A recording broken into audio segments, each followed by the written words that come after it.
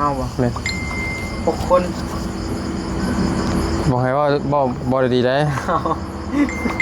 เอาตุ๊กแกตัวจะบ่ เจ้าลูกคนที่เท่าไหร่ เอาลูกคนที่4 ลูกที่สี่บ่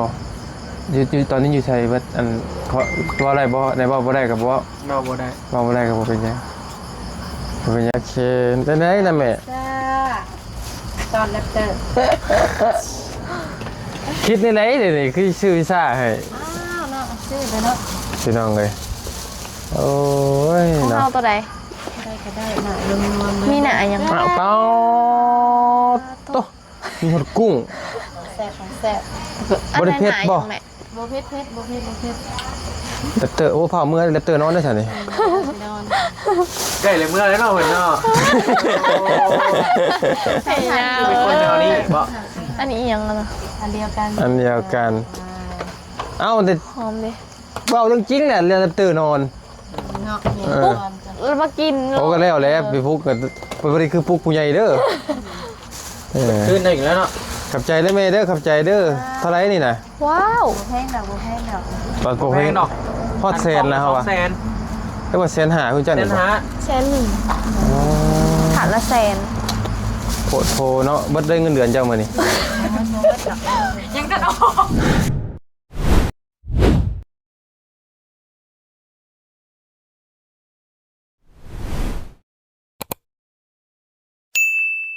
หาไข่อยู่ใจ เอามาพี่น้องเลยเนาะเปิดแท็กกันทอดสดนี่อีกเลยพี่น้อง ใช่ไปนี่เลยบ่ มาสิเมื่อแหละ ผมไม่จะเชื่อ แม่รับบ่อยเมื่อ มานี่ละเมื่อยากได้ แม่แล้วสั่งให้พี่น้องเลยสั่ง เล่าคักแน่นี่เนาะเนาะ เมื่อผากน้องเดปเตอร์ว่าซั่นไปใส่กับบ่ได้ยุบเพื่อป้องกันเสียเวลาพี่น้องเลยเนาะ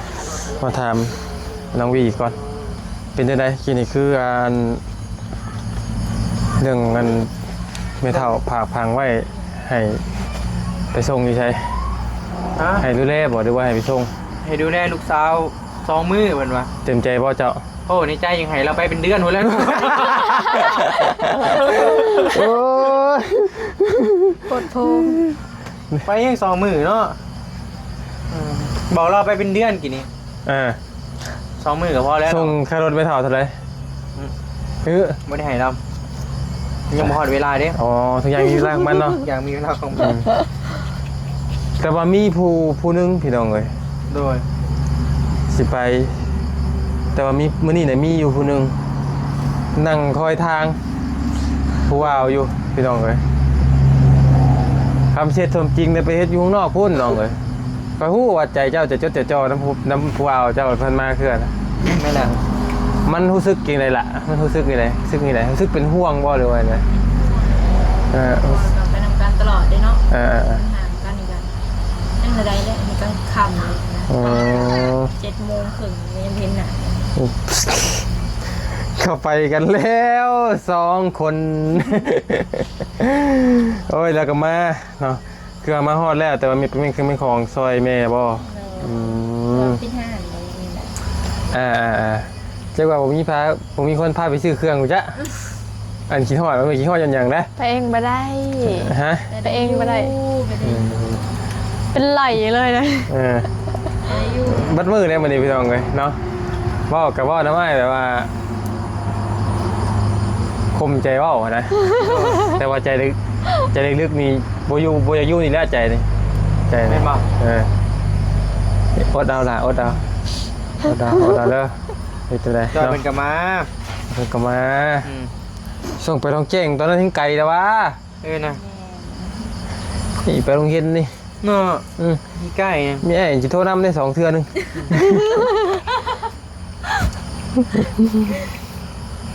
อยากได้กินอะไรกับเมียนะแต่ละมื้อนะ แม่นบ่ เขากินพร้อมกันเหรอ แม่นส่วนมากเราอยากถ่ายประมาณ ในความหนังความตากันดิ แล้วเขามาบางเทื่อบัดกินจิบจับอยู่เฮือนเจ้าบางเทื่อแหละเมื่อบัดให้เพิ่นกินเมื่อกินเต็มบ่เต็มที่บัดผิดอีกแล้วก็เลยบัดที่บอกว่าบ่ให้ซื้อหยังบัดคือว่ายันอยากอยู่นะบัดจะเลิกนะ ไฟแต่งเขาไว้ถ่าเจ้าคือบ่กินน้ำค้อยเนาะ นั่นแหละนะ แก้ดีนะ ความหมายประมาณนั้นพี่น้องเลยเนาะ มีแต่ว่าน้องไปเตยนี่ไปบ่ โดย ไปแล้วเนาะจนเราก็เพราะว่าเราก็เราผูกพันจนว่าให้ ได้ น้ำ เรา เนาะ เป็น แม่ ไทย แม่ก็ไปบ่แม่เราไปบ่ ไป แสดงว่าเดือนที่เจ้าสองสาวไอ้ตัวนี่ โดย อันสินอนนี่ดูได้ แล้วกันสองคน เออ เอามาอันแบบให้ผู้ว่ามาอยู่ก่อนได้บ่ นะอะไรนะ บ่ได้เนาะกระบาบเด้ไปทำไง อยู่กันสองคนอยู่เลย สองคนเอาให้ใส่นอนนอกก็ได้ นอนเข้ามานอนมื้อน่ะ ต้อ เนาะ งถอดอาหารบ่ พี่ให้พี่มานอนเป็นหมู่ก็ได้อยู่กระตุกสองเคย ใส่คือกันแบบนั้นก็ได้สิเป็นหยัง คมแต่ก็ได้อีดอกเนาะพี่น้องกับสองคนกะเฮ็ดได้นอนนำกันเอานะเอ้ยเบิ่งเอาจักไผสิเบิ่งไผแล้วค่อยว่าจักโบสิเบิ่งเบลหรือเบลสิเบิ่งโบแล้วเนาะเคยพิษกันตีกันอยู่บ่เนาะบ่เคยก็หาสิถามมึงก่อนตลอดติ ถ้าว่าตามความจริงก็บ่ได้ถือกันไหนมันแต่น้อยจัง แมน ไม่ได้ถือกัน แสดง แต่ หาสิ น้อยพุ่น แสดงว่าหาสิมาถือกันช่วงที่มาเข้ามานี่บ่ แม่น แมน จะเป็นโนเบลเนาะ มัน ตีกันถูกตอน มัน น้อย กะคือว่าอะไรพี่น้องเอ้ยกับน้อง คล้ายๆผู้ชายเนาะผู้ชายคือกัน ไผคือกัน มันน่ะ มันบ่มีไผหรอกที่จะคู่ใดคือกันนั่นแหละเนาะมันก็ละงองละเงียงคือกันอยู่นั่นแหละพี่น้องเอ้ยเนาะ โดย แต่อย่างน้อยนี่ใส่กันแล้วบ่ไผกินขาด ตอนนี้ไหนตีกันอยู่สลายกันน้องเลย บ่ไผน้องบ่ อ้าวเนี่ยของน้อง อดเพื่อน้องเนาะ นึกเกือบสิกันก็ถึงอยู่ ตีกันตอนนี้หน่อยฮะแต่ว่าใหญ่มากนี่ก็บ่ได้ตีกันมีแต่แบบว่ากันมันยัง เพราะรุ่น กัน รุ่นนี้ยังตีกันอยู่ย่อมแล้ว เป็นหยุก ก็บ่ย่อม เมื่ ดิ อเขาเห็นอะไรใส่เนี่ยเดี๋ยว ฮะ เดี๋ยวนี้เขาเห็น งอน งอน แม่นมีแต่งอนกัน ต้องง้อเนาะต้องมีแนวมางอเนาะ งอนกันรุ่นนี้นะ เอาแล้ว แต่สาวเพลงก็ยังเปลี่ยนไหนทางอันน้องแกปเตอร์กับน้องสาวแล้วก็มื้อนี้ก็ยังเปลี่ยนไหน โดย แต่ว่าบ่กี้บ่พอตะมุงดอกมันเถื่อเขาเว้ากันนี่คือสีเขาสิผิดกันนี่คือเขาสิเว้ากันจักเถื่อนี่ พี่เก้า คือเก้ากับน้องเลยเนาะ ตัดบ่ได้ดอก แม่นคือเมื่อคืนนี่ก็แล้วงองแงงกันนึกว่าเขาสิบ่เว้านำกันแต่ก็ขอเอาเก้า เก้า พอหลานออกมาแล้วก็พุ่นทางนาสาวก็ไปอุ้มบ่หลานแล้วก็เว้ากันคือเก้านะพี่น้องน้อง มันเป็นนำแนว มันเป็นนำนี่แหละแต่พอคือไอ้กับได้บุญแต่งน้อยก็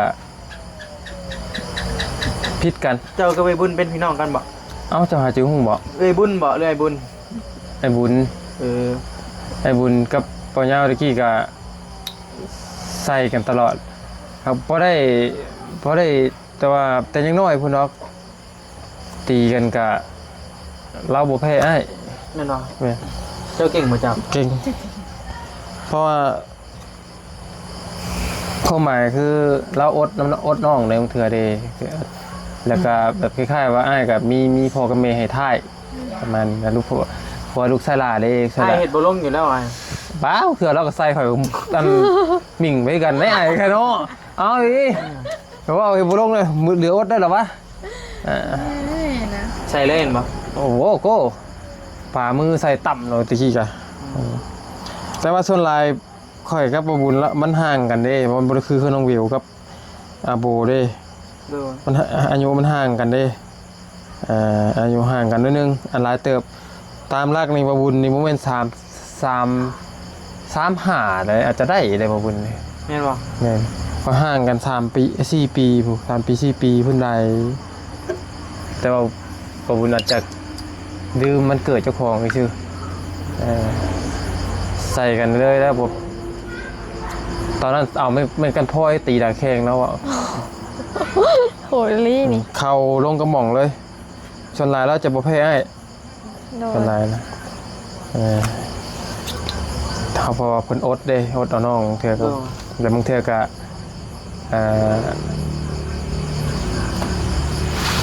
พ่อแม่ให้ท่ายหลายคือลุงหนวดบางทีลุงหนวดก็เป็นอ้ายใหญ่บางเทื่อก็บ่ให้ตีน้องนะบ่ให้ตีน้องประมาณนี้นะ ไอ้ใหญ่บ่ลุงอ่ะ ก็บ่แม่นอ้ายใหญ่ก็ผู้ที่เพิ่นเสียไปเด้ เอาลุงหน่อยกับพี่น้องเจ้าบ่ อ้ายแท้ๆนี่แหละ เออ ไอ้บ่ลงบ่ไล่นะแม่นเบิดแต่พี่น้องกันเบิดนั่นน่ะ บ่ไร แม่นบ่ไล่พาเลยนะแม่น ก็ เอาอะไรพาลุย คือน้องวี่นี่ถามไอ้ก็บ่เคยถามจ้ะเนาะจักคน เอาบ่ แม่น 6 คน บอกให้ว่าบ่ได้ดีได้ เอาตุ๊กแกตัวจะบ่ เจ้าลูกคนที่เท่าไหร่ เอาลูกคนที่ ลูกที่4บ่อยู่ตอนนี้อยู่ไสเบิดอันเขาว่าอะไรบ่ได้บ่ได้ก็บ่ 4เราบ่ได้ ว่าบ่ได้ก็บ่เป็นหยังบ่เป็นหยังสิสาวจะแนมหน้าเลยบ่อยากถามมาเพิ่นอยู่ไสนะคือมื้อนี้บ่ได้คุยกันเลยบ่ ยังบ่ได้คุยกันเลย โอเคถือว่าเป็นความลับซะพี่น้องเนาะเป็นเรื่องครอบครัวของน้องเพิ่น โด เนาะ ย โอเคทั้งเบิด6คนเนาะ แม่น ผู้หล่าผู้หญิงคือผู้ชาย ผู้หญิง ผู้หญิง คือบ่เคยเห็นคือบ่เคยเห็น แต่ว่าไอ้ก็ยังซับซ้อนไปนํกันตลอดแต่ไอ้ก็บ่เคยก้าวกายถามครอบครัวน้องเพิ่นได้แต่ว่าบอลี่อาจจะถามบอลี่นะพ่อเพิ่นนะ เอายังงูยังเลย ไอ้ก็บ่กล้ากายกับครอบครัวเพิ่นน่ะนะพี่น้อง เราเอากระฟัง แม่นเพิ่นเราเฮาก็ฟังนะ เราเอากระบะทา ทุกอย่างมีเวลาของมัน ทุกอย่างมีเวลามันแต่ว่าที่แน่ๆเนี่ยแม่นเขาไอ้น้อยไอ้หยังพี่นะเนาะหรือว่าว่าดอก ไม่มองไหนอยู่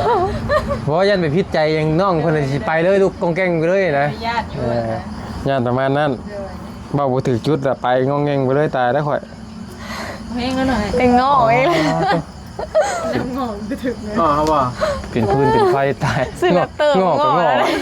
จังหวะไอ้โพนรุ่มจักหน่อยแล้วตายแล้วข่อย ใส่เล่นแรปเตอร์ สิบหายแล้วข่อย ให้เวียได้เล็บเติมมันก็อยากได้ ป้าด ได้เบิดเลย ต้องบอกถึงนะเฮ้ย แลบเต็ม เด้อีก2-3 ปีข้างหน้านี่เพิ่นจีรถเพื่อเพิ่นจีอันมาประกอบบ้านเฮาเองก็ได้ จดบอก โตโยต้ามันก็จะถือลง แม่นนะ เพราะว่า เปิดมือซองใครบอกเลยแบบนี้ เป็น มันดาวได้เลยแบบนี้ แม่น อยู่บ้านเขา กระพังเบิ้งคนเราอีก2-3 ปีข้างหน้านี่ทำเฮาชีบ่ตายก่อนพี่น้องเลยก็ดีแล้วแล้วก็รถมันจะราคาถือลงมาเลยในการ 800,000เนาะ ในการเฮาผ่อนเฮาลาวก็สิไล่ลีขึ้น ก็ดีนะก็เป็นกันกัน ทำดี เริ่มถึงอีก แม่นเพราะว่าประชาชนก็สิเข้าถึงได้อีกเนาะ แม่นนะ และเพราะว่าคือทุกมื้อนี่เนี่ยเพิ่นเอาเป็นคันมาเลยมาขาย เพิ่นประกอบเวลา บ่ เวลาเขามีแต่ยังเกาะ มีหยัง มุมแบบ สิมีหยัง พี่ถือหุ่นได้แล้ว มีแต่หุ้นใดมากอบบ่ ประกอบสวรรค์ได้หุ่นใด สูงสวรรค์ค่ะบ่ ไอ้ก็ เป็นไรมันแหละ ไอ้ก็บ่ฮู้ แต่ว่า เขาเนาะบ้านเนาะ แม่นแต่ว่าฮู้ๆเนี่ยแม่น100เนี่ยแม่นบ่ได้ประกอบเองเพื่อคนอื่นน่ะ ดู เพิ่นเอามาขายเป็นคันแล้วมันเฮ็ดให้แพง ภาษีหยังก็แพงเด้มันบ่ได้ประกอบคืออยู่ไทยเนี่ยเพิ่นมาประกอบเอาเองเพิ่นแยกส่วนลองไว้เนี่ยแล้วเพิ่นก็มาประกอบเองเนาะ เนาะก็นำเขาจะขาย แม่นแล้วก็ประชาชนเพิ่นก็ไล่ขี่ไว้เอาบ่เห็นบ่อายุซ้ำซุมเฮานี่อายุซุมเจ้านี่ โอ้ยมันสำเฮานี่ได้แล้ว ถ้ากันลาวรถขี่เด้อยู่ไทยนะ สิให้ว่าบ่ บ้านเฮาเนี่ยโอ้พี่น้องคำบ่ดีดอกบ่ได้ดอก แม่น ได้รถใหญ่มันสุดเลย ถ้าว่าแบ็คก็แบบมีหยังไง เอ๊ะ รถไฟอ่ะ ได้แม่เรามาแล้ว คำรุ่นแบ็คกับแบ็คแบบคือน้องบี้แบบนี้นะอาจจะมีคนซัพพอร์ตคือเจ๊น้อยมือใหญ่ๆบางทีอาจจะได้ขี้สินะเล็กน้อยก็ มือเงี้ย เอาในที่ว่าเรื่องจริงคือไม่ต้องมีมิกเดย์นะเป็นน้องไงพอดีถ่าพิชชาพี่น้องเพิ่น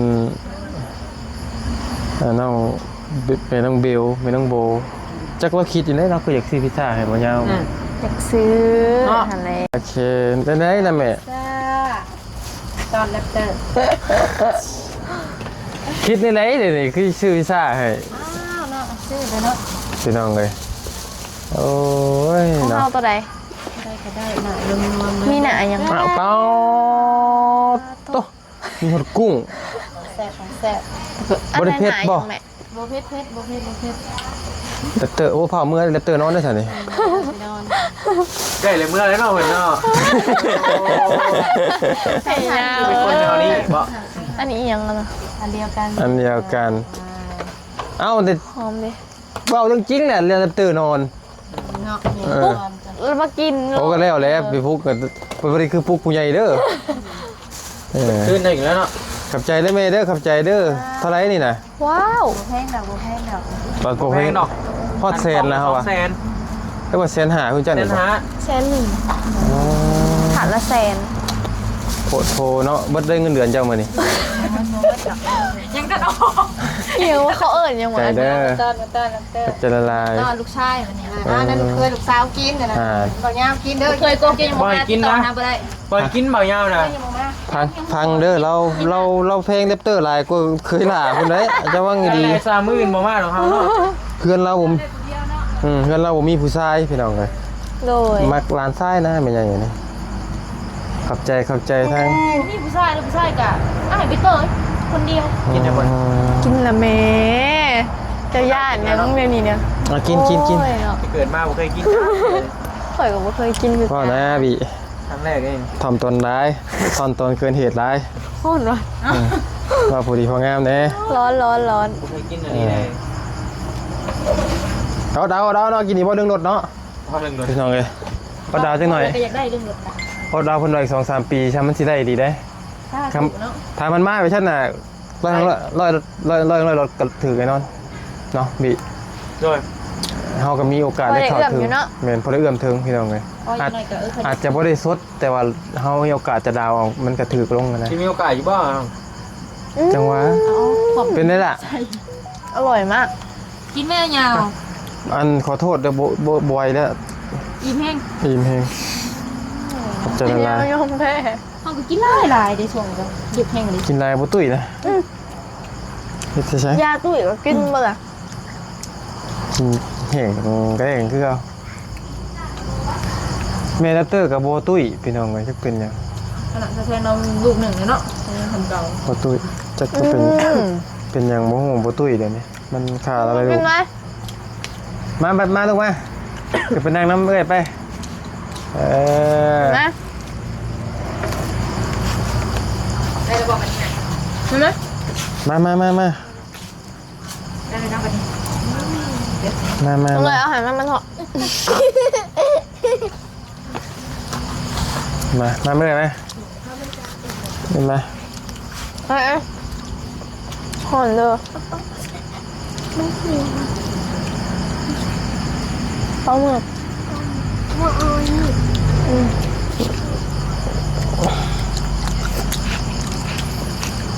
อบอุ่นอยู่นี่คือเก่าเป็นยังไงเนาะแซ่บป่ะพิงแซ่บป่ะลูก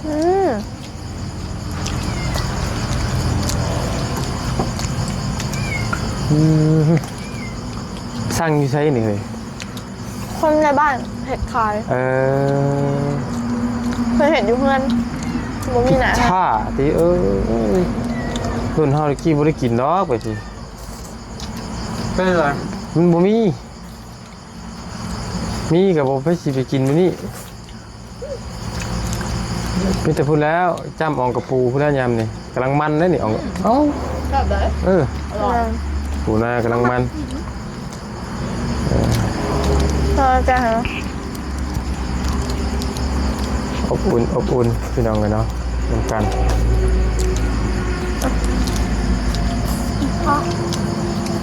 สองพี่น้องนี่แต่ก่อนตะกี้นี่บ่ถือกันพี่น้องเนาะแต่มาช่วงนี้เนี่ย ถือกันอยู่ เก็บไปก่อนพี่น้องเลยเรื่องส่วนตัวเก็บไปก่อน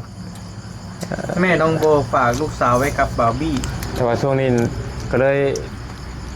เอาตัวนี้ไปก่อนพี่น้องเลย เอาตัวใด นี่แหละ เอามาต้องการก่อนว่า เอากันเอานั่นก่อน คิดกันกดเอาดิ คิดกันก็ได้มึงเถื่อกันหันหลังคือกัน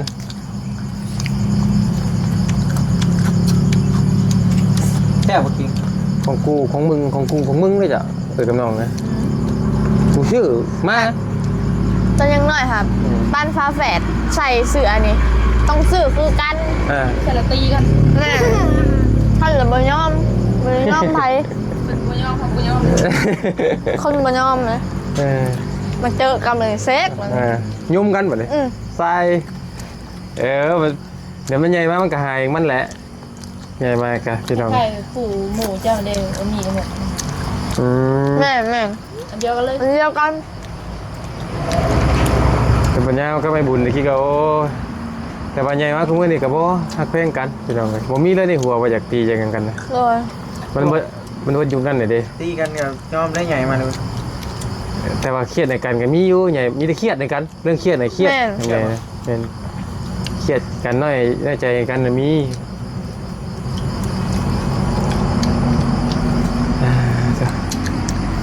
ไปเตยผมมาเลยไปเตย เนี่ยมึง เงียบเนาะเฮียเตยบ่อยู่กะ แล้วเพิ่นลงคลิปได้เห็นบ่ ว่า เบิ่งมึงดู ไม่หรอกคลิปยังเลย จักมันได้ก็ไม่เท่าบอก เฮ้ยให้ได้ พิงเด้งชอบลูกบ่นี่ ครับแล้วก็ลูกชายครับแล้วก็ กำ ประ ลัง ธานยังถ่ายคลิปอยู่ประธานยังถ่ายคลิป กำลังคิด จอง กลับ มา เด้อ ก็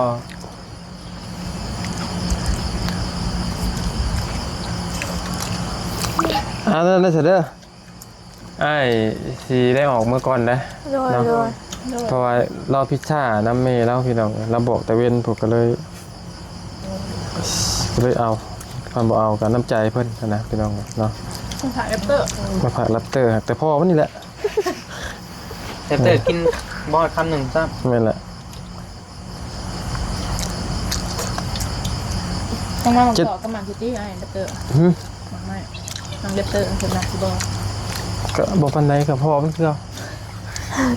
แต่ก็ไปยังกับแม่เพิ่นถ่ายไว้ให้เด้เบิ่ง ำกินอะไรเด้อ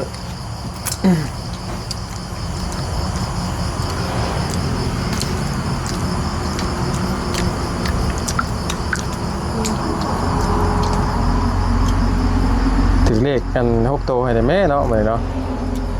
เอาแรปเตอร์เล่นปะ ว่าหรอ เรียกยัง เล่นออกแล้วบอล ยังอยู่ ซื้อก่อน ใช่ไหม